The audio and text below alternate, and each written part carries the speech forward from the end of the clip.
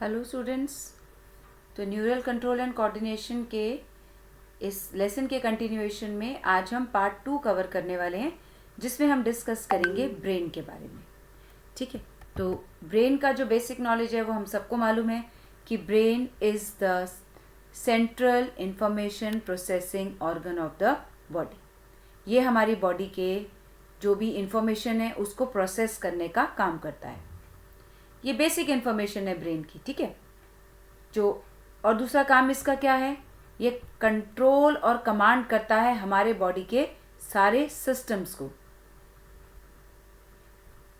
इसके अलावा और क्या क्या फंक्शन है इसका, वॉलेंट्री मूवमेंट्स, जो भी हमारी इच्छा से मूवमेंट चल रही है, if you want to move your hands, if you want to move your head, वो आपके voluntary movements, they are controlled by brain. हमारी बॉडी का बैलेंस बनाना, हम ट्विस्ट कर रहे हैं, टर्न कर रहे हैं और हम गिरते नहीं हैं, हम चल रहे हैं दो पैरों पर और हम गिरते नहीं हैं, this balancing of body is also maintained by brain. हमारी बॉडी के जितने भी इनवॉलेंट्री ऑर्गन्स हैं उनके फंक्शनिंग को ब्रेन कंट्रोल करता है। हमारी बॉडी के थर्मल रेगुलेशंस का, जो बॉडी में हीट मैकेनिज्म को कंट्रोल करने का काम है, वो भी किसका है, ब्रेन का। हमारे हंगर और थर्स्ट के सेंटर भी ब्रेन में है और हमारा ब्रेन ही हमारी कब हमें भूख लग रही है, कब हमारी बॉडी को खाना चाहिए, कब हमें प्यास लग रही है, they are all controlled by brain. और जो हमारा 24 आवर्स का जो साइकिल चलता है, जिसको हम सर्केडियन रिदम बोलते हैं, वो भी हमारा ब्रेन कंट्रोल करता है। एंडोक्राइन ग्लैंड्स की बहुत सारी एक्टिविटी, जो भी आपके बाकी एंडोक्राइन ग्लैंड्स हैं, उनकी एक्टिविटीज़ को कंट्रोल करने का काम भी ब्रेन का है। ह्यूमन बिहेवियर, आप किस तरीके का बिहेवियर शो करते हैं, nice, polite, aggressive, anger, fear, जो भी आपका ह्यूमन बिहेवियर है, they are also under the control of your brain. इसके साथ साथ हमारी बॉडी का विजन, हमारी बॉडी में सुनना, बोलना, याद रखना, इंटेलिजेंस, इमोशन, थॉट, ये सारे काम भी ब्रेन कंट्रोल करता है। तो ओवरऑल ब्रेन जो है हमारी पूरी बॉडी का सीपीयू है, कंट्रोलिंग यूनिट है, जो हमारी बॉडी के सारे ही प्रोसेसेस को ऑर्गेनाइज करने का काम करता है। अब ये इतना इम्पॉर्टेंट ऑर्गन है ना, तो इसको जगह भी कहाँ दी गई है, बॉडी के सबसे ऊपर। तो it's the top portion of the body. अब इतना इम्पॉर्टेंट ऑर्गन को ऐसे ही छोड़ा नहीं जा सकता, इसको हमें बहुत ही खूबसूरत तरीके से प्रोटेक्ट करना है। ठीक है, तो इसकी प्रोटेक्शन भी उतनी ही ज़रूरी है, क्योंकि इसकी डैमेज, अगर किसी भी और पार्ट में इसकी डैमेज होती है, ठीक है, जैसे हमने ये पढ़ा था अभी कि यहाँ पर हमारी बॉडी के जितने भी ये रिलेटेड फंक्शंस हैं, ये ब्रेन कंट्रोल कर रहा है। कहीं पर इसका विजन कंट्रोल करने का सेंटर है, कहीं हियरिंग कंट्रोल करने का सेंटर है।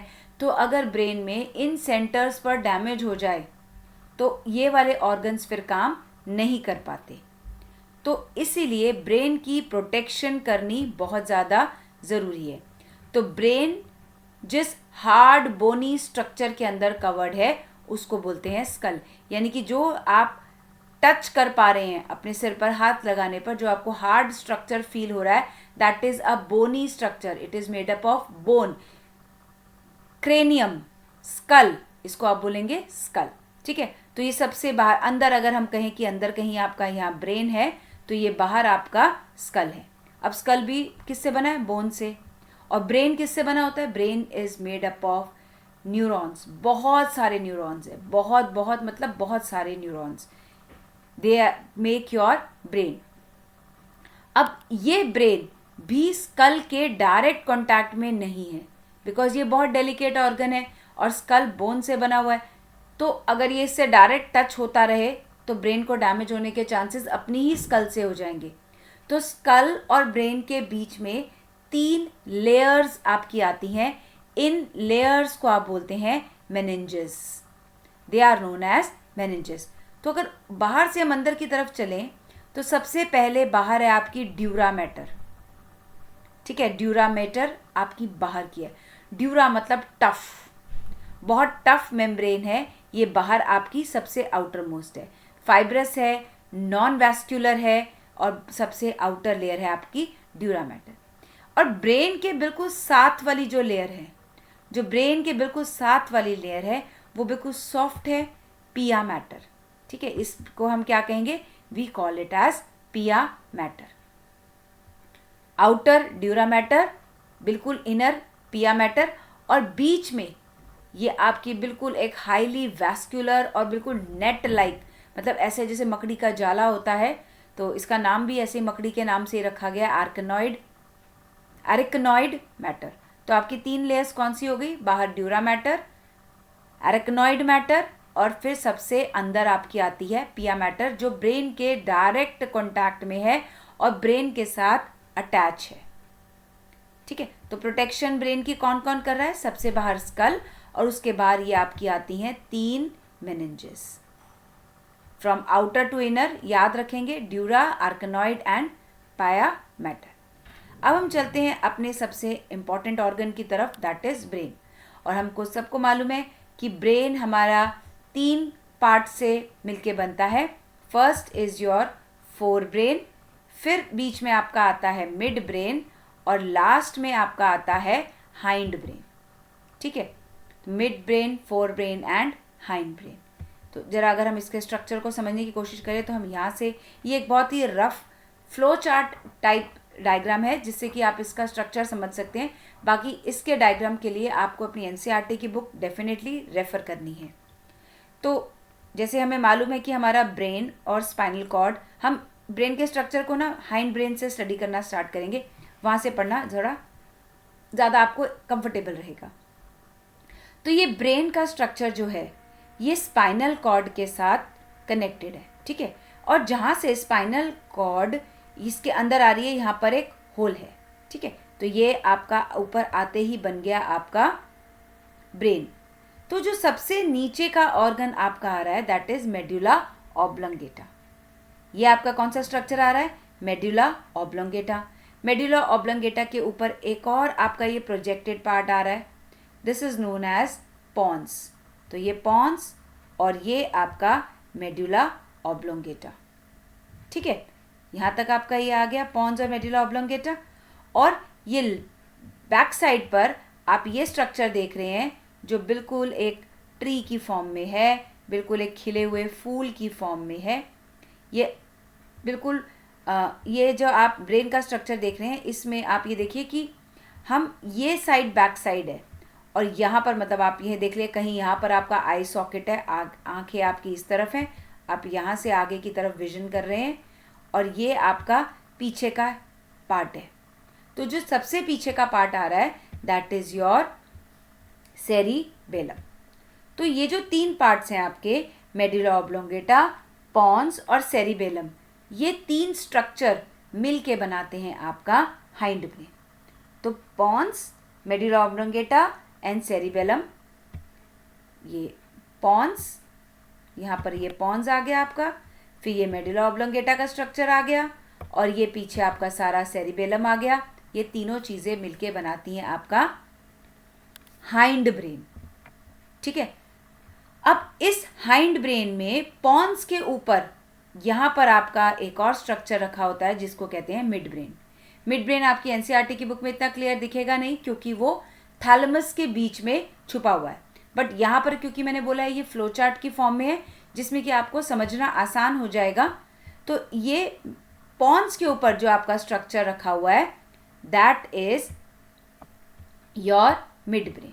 ये आपका क्या आ गया यहाँ से, मिड ब्रेन। अब ये आप देखेंगे मिड ब्रेन, पॉन्स और मेडुला करीब करीब एक लाइन में आ रहे हैं। तो इन तीनों स्ट्रक्चर को जो एक पूरी लाइन बना रहे हैं इसको हम कहते हैं ब्रेन स्टेम। इसको ब्रेन स्टेम क्यों कह सकते हैं, क्योंकि देखो ऐसा ही स्ट्रक्चर है जैसे कि एक डंडी खड़ी हुई है और इसके ऊपर ये पूरा फोर ब्रेन का फूल खिला हुआ है। तो इसलिए हम इसको एक जो एक कॉमन स्ट्रक्चर आ रहा है इसको बोलते हैं हम ब्रेन स्टेम। तो ब्रेन स्टेम में आपका क्या है, मिड ब्रेन, पॉन्स और मेडुला ऑब्लोंगेटा। सेरिबेलम इसमें नहीं आता। अगर हम सेरिबेलम की तरफ से बात करें तो सेरिबेलम, पॉन्स और मेडुला ये तीनों मिलके आपका बनाते हैं हाइंड ब्रेन। ठीक है, तो आपका ये आ गया, ये हाइंड ब्रेन भी पढ़ लिया हमने और मिड ब्रेन भी। अब मिड ब्रेन में आप यहाँ पर देख रहे हैं ये 4 लोब्स बने हुए हैं। ठीक है, 2 सुपीरियर कैनालिक्युली और 2 इंफीरियर। ये जो 4 लोब्स हैं they are known as corpus callosum, इनको हम बोलते हैं कॉर्पस कैलोसम। अब ये कुछ विजन और कुछ ऑडिटरी काम इनका है करने का, ठीक है, उसकी डिटेल नहीं जाएंगे हम, अभी हम इसका सिर्फ स्ट्रक्चर समझ रहे हैं। तो हमने नीचे से देखा पहले मेडुला ऑब्लोंगेटा, उसके ऊपर पॉन्स, पॉन्स के ऊपर आपका आता है मिड ब्रेन। अब ये मिड ब्रेन जो कवर्ड है ये 4 ब्रेन के स्ट्रक्चर के बीच में कवर्ड है, और ये 4 ब्रेन का स्ट्रक्चर ही थोड़ा सा आपका कॉम्प्लिकेटेड स्ट्रक्चर है जिसको आपने समझना है।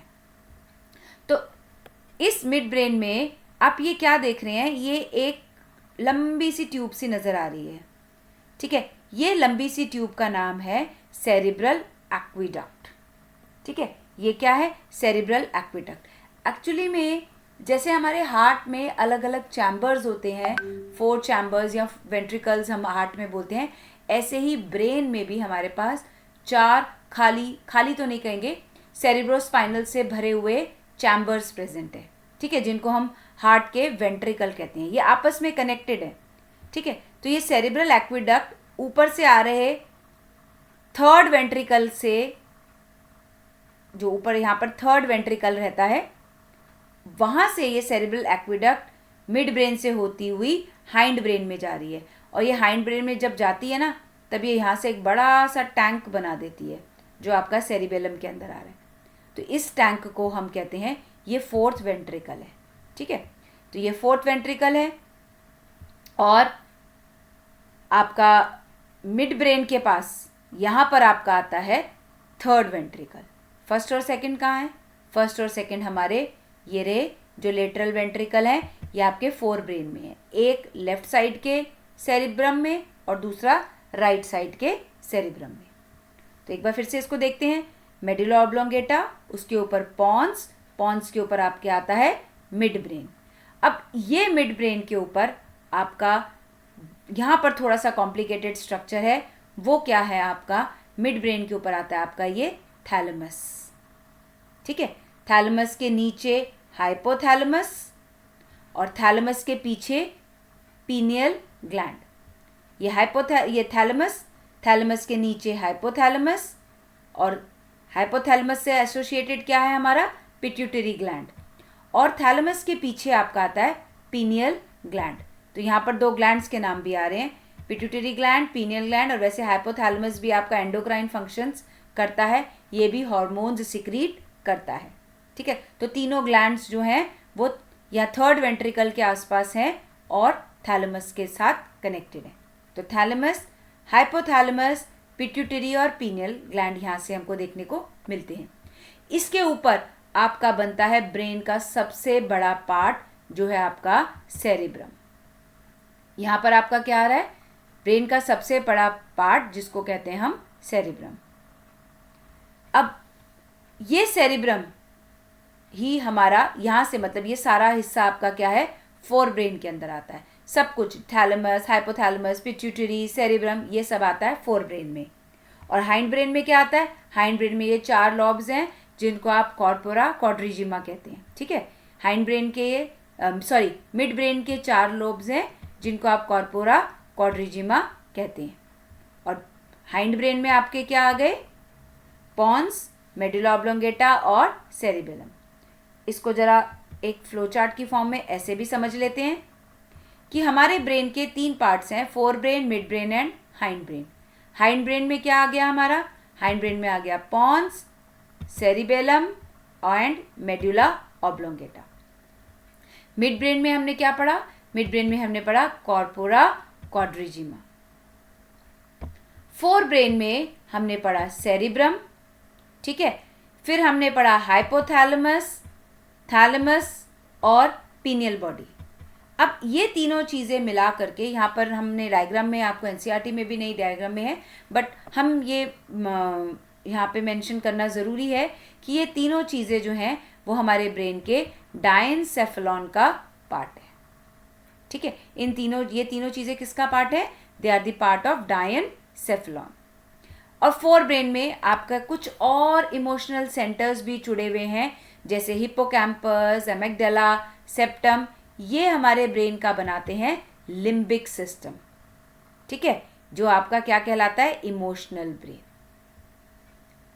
ये आपके कुछ सेंटर्स हैं फोर ब्रेन में जो यहाँ पर मेंशन अभी नहीं किए हैं, बट यू शुड नो कि हमारे फोर ब्रेन में कुछ इमोशनल सेंटर्स हैं। हिप्पोकैम्पस है, एमिगडाला है, सेप्टम है, ये बनाता है हमारा लिम्बिक सिस्टम। तो फोर ब्रेन के हमने पढ़े 3 पार्ट्स, सेरिब्रम, डायनसेफेलॉन और लिम्बिक सिस्टम। अब इन सब की एक एक करके डिटेल स्टडी करते हैं। तो सबसे पहले जो हम पहुंच रहे हैं वो हम जाएंगे डेफिनेटली अपने फोर ब्रेन के सेरिब्रम के पास। तो फोर ब्रेन का जो सेरिब्रम है, हमारे पास सेरिब्रम जो बिल्कुल अखरोट की तरह से दिखता है, ठीक है, और हमको मालूम है सेरिब्रम हमारा 2 पार्ट्स में है, एक लेफ्ट पार्ट और एक राइट पार्ट, ठीक है, और उन दोनों पार्ट्स को हम बोलते हैं सेरिब्रल हेमिस्फीयर। और we all know that left part of our brain controls the right side of our body and right side of the brain controls the left side of the body। तो cerebral में क्या है, 2 cerebral hemisphere. अब ये दोनों cerebral hemisphere ये एक बनाया हुआ है, एक ये आपका पीछे की तरफ का है, इसके आगे भी एक होगा ऐसे, ठीक है, इसके आगे भी एक होगा, ये हमने हटा दिया तो आपको बीच में से दिख रहा है। अब ये दोनों सेरिब्रल हेमिस्फीयर भी आपस में कनेक्टेड है, ऐसा नहीं है कि एक अलग है एक अलग है, they are connected with each other.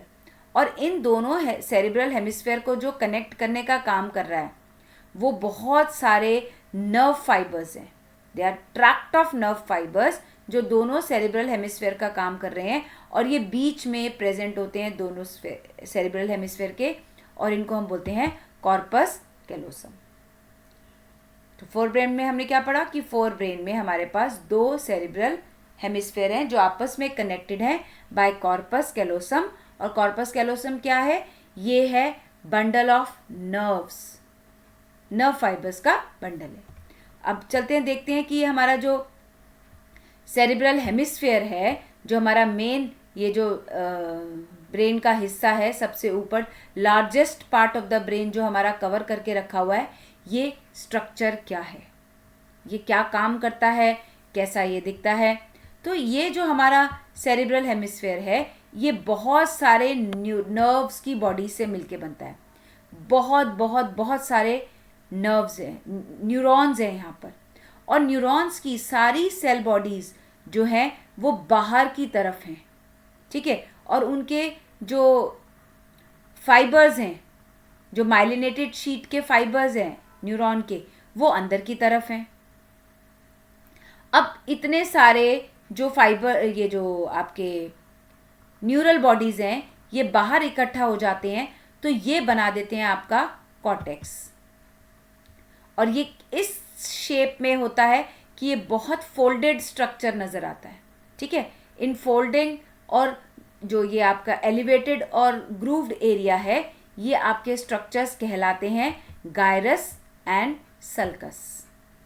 तो हमने क्या समझा यहाँ से कि सेरिब्रम में बहुत सारी न्यूरल बॉडीज़ हैं जो बाहर की तरफ हैं, बहुत सारे ट्रैक्ट्स हैं जो अंदर की तरफ हैं, और ये एक बहुत फोल्डेड स्ट्रक्चर बनाता है अप्स एंड डाउन्स करके। अब हम ये देख रहे हैं कि जो ये बाहर बहुत सारे न्यूरॉन्स हैं, न्यूरॉन्स जो हैं ये हमारे जो ब्रेन है इसका ग्रे मैटर बनाते हैं, ठीक है, दे मेक्स द ग्रे मैटर। और जो ये ट्रैक्ट्स हैं, क्योंकि ये माइलिनेटेड शीट से कवर हैं तो इसलिए ये वाइट कलर के दिखते हैं, तो ब्रेन का ये बन जाता है आपका वाइट मैटर। तो जो सारा सोचने समझने का काम है वो सब न्यूरॉन्स कर रहे हैं, ठीक है। तो हम ये कह सकते हैं कि जिसकी ज़्यादा ग्रे मैटर है वो ज़्यादा इंटेलिजेंट है, वो ज़्यादा क्रिएटिव है, वो ज़्यादा, उसका ब्रेन ज़्यादा फंक्शन कर रहा है।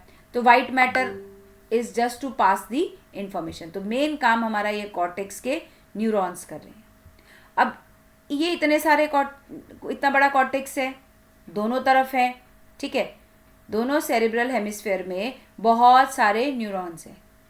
अब कैसे, क्या काम कर रहे हैं, ये कैसे काम कर रहे हैं, क्या पूरा ब्रेन एक साथ काम कर रहा है या अलग अलग एरियाज हैं? तो ब्रेन में हमने ब्रेन के 4 लोब्स में ब्रेन को डिवाइड करा। अगर हम अपनी आँख को इस तरफ एज्यूम करें, ठीक है, हम जस्ट वेट, अगर हम यहाँ पर एज्यूम करें कि ये हमारी आई है, हम यहाँ पर देख रहे हैं, ठीक है, क्योंकि ये हमारी फ्रंट साइड हो गई, यहाँ से हमने अपनी आई एज्यूम कर ली। तो ये जो हमारे आगे जो हम कह सकते हैं माथे वाला हिस्सा है, उसको बोलते हैं हम फ्रंटल लोब। जो बिल्कुल आप सिर पर हाथ रखते हैं जहाँ पर टॉप स्कल, वो है आपका पैराइटल लोब, ठीक है। तो ऐसे भी याद रख सकते हैं ना इसको, जो टॉप पे है, जहाँ पेरेंट्स आशीर्वाद देते हैं, सिर पे रख के आशीर्वाद देते हैं ना, उसको हम बोल देते हैं पैराइटल लोब। और फ्रंट का तो याद रखना आसान है, ये फ्रंटल लोब, आगे फ्रंटल लोब, टॉप पर आपका आ गया पैराइटल लोब। अब जो ये ईयर के, जो कान के पास वाला हिस्सा है आपका, ठीक है, ये जो कान के पास वाला हिस्सा है, that is known as your temporal lobe. और बिल्कुल पीछे बैक साइड में जो हिस्सा बनता है उसको हम बोलते हैं ऑसिपिटल लोब। तो हमारे ब्रेन के 4 लोब्स में हमने ब्रेन को स्टडी करने के लिए डिवाइड कर रखा है, frontal lobe, parietal lobe, occipital lobe and temporal lobe. अब यहीं पर हमारे कुछ एरियाज लोकेटेड हैं, यहीं से ब्रेन के हम फंक्शंस को स्टडी करते हैं कि भाई किस जगह पर कौन सी फंक्शनिंग ब्रेन की होती है। तो फ्रंटल लोब, जिसको आप जब सोचते हैं तो अपने माथे पे हाथ रख के बैठते हैं, ठीक है, जो माथा आप हाथ रख के बैठ जाते हैं, जब खूब सोच रहे हैं, ध्यान में मग्न हैं, स्क्रैच कर रहे हैं माथे पे, तो वो आ जाता है आपका फ्रंटल लोब। तो वो किस चीज़ के लिए फ्रंटल लोब रिस्पॉन्सिबल है?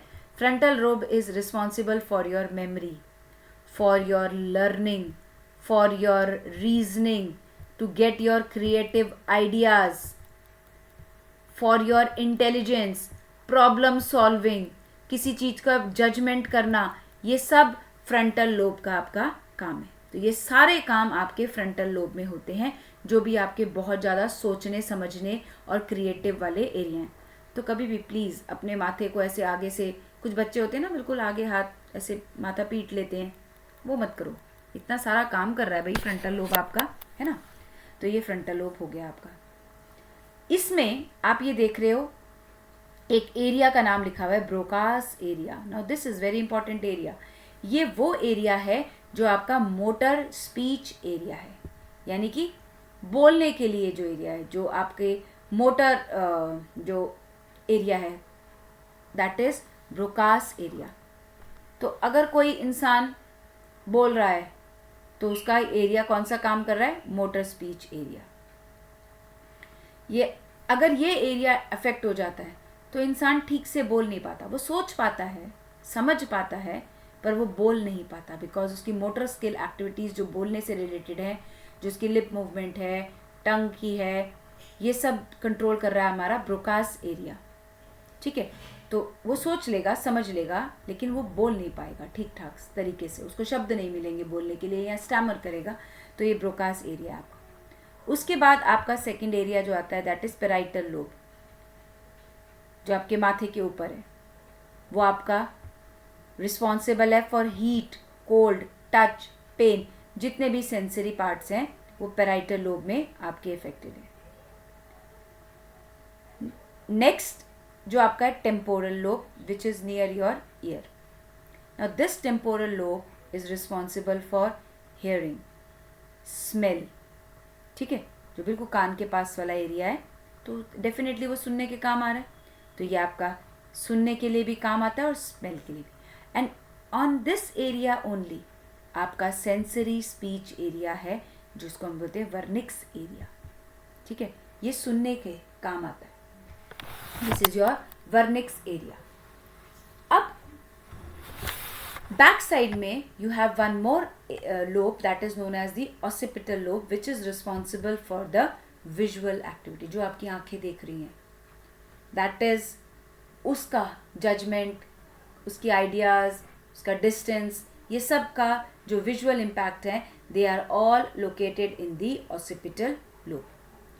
अब ब्रेन का कोई हिस्सा ऐसा है जो मैसेजेस ले रहा है, कोई हिस्सा ऐसा है जो ब्रेन के से हमारे मैसेजेस को भेज रहा है, ठीक है। तो कुछ area they are taking the messages and some area they are giving signals. तो इस बेसिस पर जो रिसीविंग एरियाज हैं उनको बोलते हैं हम सेंसरी एरियाज, और जो काम करने वाले एरिया हैं they are known as the motor area. तो हम मोटा मोटा अगर हम सेरिब्रम की बात करें तो cerebrum can be divided into areas like sensory areas and motor areas. तो सेंसरी एरिया क्या करेंगे, इंफॉर्मेशन लेंगे। मोटर एरियाज क्या करेंगे, बॉडी की मूवमेंट को, वॉलंटरी मूवमेंट को कंट्रोल करने का काम करेंगे। अब इसने तो ले लिया मैसेज और इसने अपना काम कर लिया, लेकिन इन दोनों को कनेक्ट करने का काम हमारा करता है एसोसिएशन एरिया। तो there are 3 areas, sensory area, association area and motor area. तो एसोसिएशन एरिया क्या कर रहा है, सेंसरी एरिया और मोटर एरियाज को कनेक्ट कर रहा है। कैसे, जो एसोसिएशन एरिया है वो आपका कम्युनिकेट कर रहा है इन दोनों के बीच में, यहाँ तो बहुत सारे डिसीजंस ले रहा है, ठीक है, और this makes your maximum area of the cortex, this is the maximum area of the cortex. अब मान लीजिए कि आपकी ब्रेन में कोई मैसेज जा रहा है, ठीक है, एक कोई चीज़ आपने टच करी है तो ब्रेन को फील होना है, उसको पता चलना है कि अच्छा आपने क्या टच करा, फिर उससे रिलेटेड क्या रिस्पॉन्ड आपको करना है, ये सब काम ब्रेन करेगा। अब कैसे पता चलेगा कि कोई सेंस ऑर्गन का मैसेज ब्रेन के कौन से पार्ट में जाएगा, ये जो मैसेज भेजने का काम है, ब्रेन बॉडी से तो ब्रेन में आ गया, लेकिन ब्रेन में कैसे मालूम चलेगा कि कौन सा किसका सेंसरी एरिया है, कहाँ पर मैसेज जाएगा, ये सब काम डिफाइन करता है थैलेमस। थैलेमस ही एक रिले सेंटर है, ठीक है, जो ट्रांसमिट करता है मैसेजेस को, डिसाइड करता है कि ब्रेन के कौन से एरिया में मैसेज जाना चाहिए। तो ये सेंसरी एरिया, अब ये अगर हम देखें तो यहीं पर हम दोबारा से एक स्ट्रक्चर देखते हैं। ये हमने बना लिया सेरिब्रम, सेरिब्रम में हमने बना दिए तीनों एरियाज, और ये थर्ड वेंट्रिकल के ऊपर एपिथैलेमस, नीचे हाइपोथैलेमस और साइड पर थैलेमस।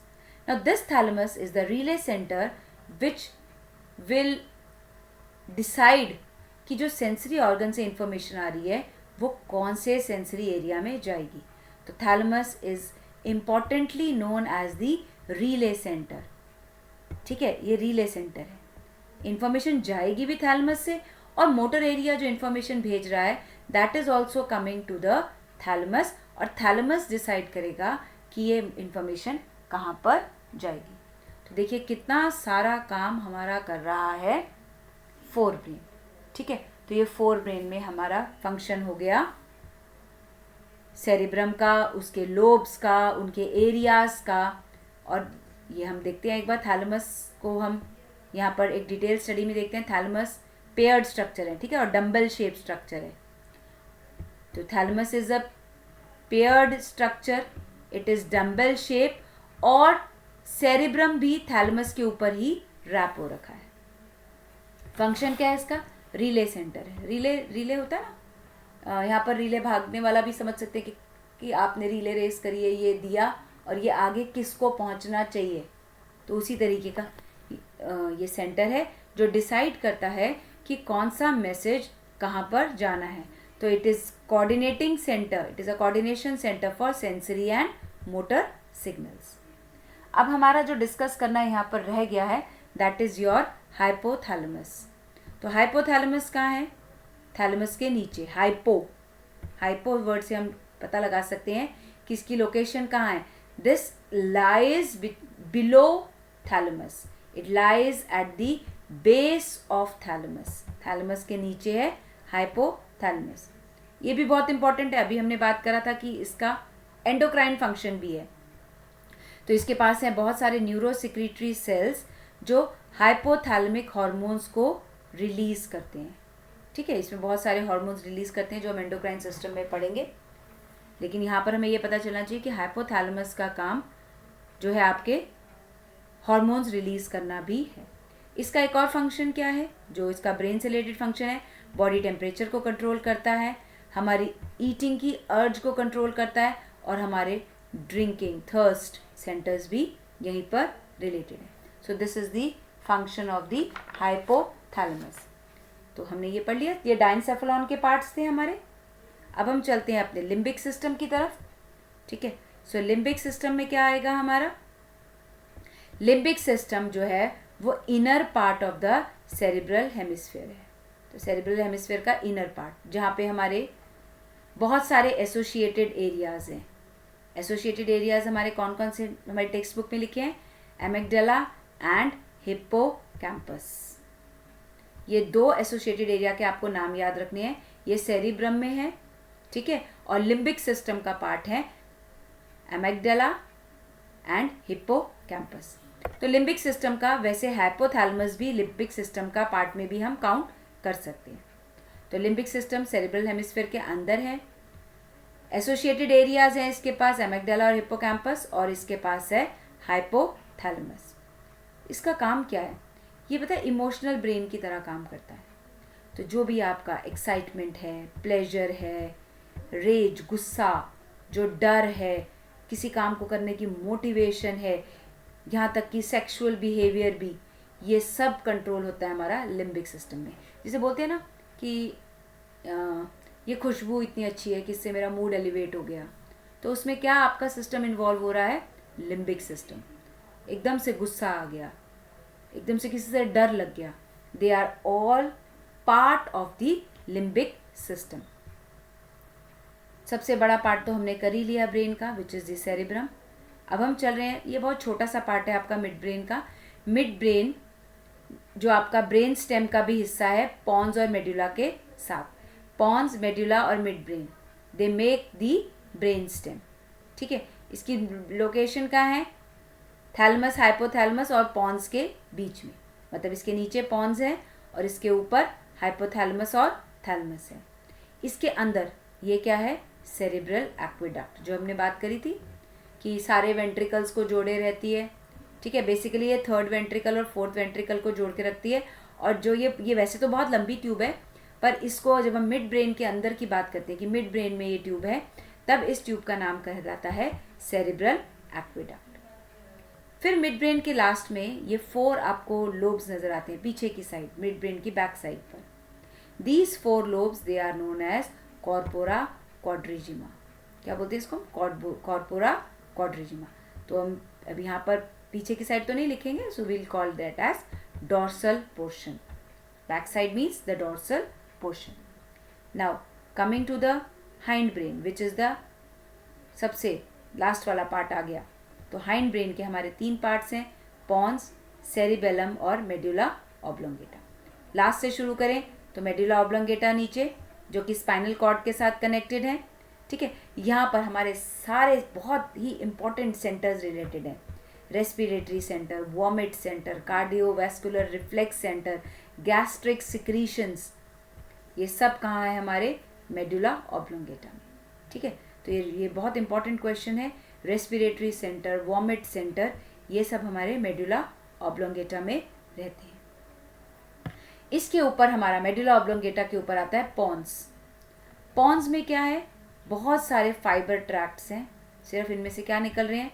बहुत सारे फाइबर्स के ट्रैक्ट निकल रहे हैं जो ब्रेन के डिफरेंट रीजन्स को कनेक्ट करते हैं। एक्चुअली देखिए होता क्या है, स्पाइनल कॉर्ड के थ्रू मैसेज आता है ब्रेन को, ठीक है। जो वैसे तो कुछ क्रेनियल नर्व्स हैं जो डायरेक्ट मैसेजेस लाती हैं ब्रेन के पास, और कुछ स्पाइनल कॉर्ड के थ्रू भी मैसेजेस आते हैं। तो जो पॉन्स है, यहाँ पर बहुत सारे मैसेजेस के लिए ऐसे बने हुए हैं आपके ट्रैक्ट्स ऑफ फाइबर्स, ठीक है। यहाँ से बहुत सारे फाइबर्स ऐसे आ रहे हैं, जा रहे हैं, भरा हुआ है हमारा पॉन्स। अब अगर हम पीछे की बात चलें तो ये आता है आपका सेरिबेलम। तो ये बैक साइड पे आपका ये सेरिबेलम। सेरिबेलम के भी 2 लोब्स होते हैं, ठीक है। अभी ये लोब्स खोल रखे हैं, वैसे दोनों एक के ऊपर एक ऐसे ही चढ़े रहते हैं, ठीक है, ऐसे एक के साथ एक है। इन दोनों के बीच में ही हमारा 4th वेंट्रिकल है। अब मैंने क्या किया, इसको उठाया और इस तरफ खोल दिया बुक की तरह। तो it is like a book opened here.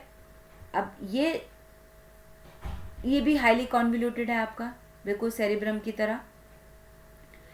इसमें भी बाहर ग्रे मैटर है, अंदर वाइट मैटर है, ठीक है। और ये आपके किस किस चीज़ के लिए रिस्पॉन्सिबल है? यहाँ पर आपके टोन और posture, balance and equilibrium and coordination of complex motor movement, जो हमारी बहुत फाइन मोटर मूवमेंट्स होती हैं, जैसे पेंसिल पकड़ के स्केचिंग करना या रस्सी पे चलना, जिसमें हमारी बहुत ही फाइन मोटर मूवमेंट्स होती हैं, हमारी बॉडी का पूरा बैलेंस बनाने का काम, हमारे पोस्चर को सीधा रखने का काम, वो किसका है? सेरिबेलम का।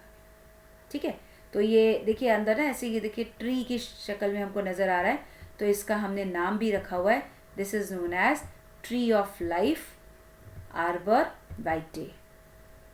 और ये दोनों सेरिब्रल हेमिस्फेयर, जैसे हमारे सेरिब्रम कॉर्पस कैलोसम से जुड़ा हुआ था, ऐसे ये दोनों जो सेरिबेलम के कॉर्टेक्स हैं, ये वर्मिस से जुड़े रहते हैं।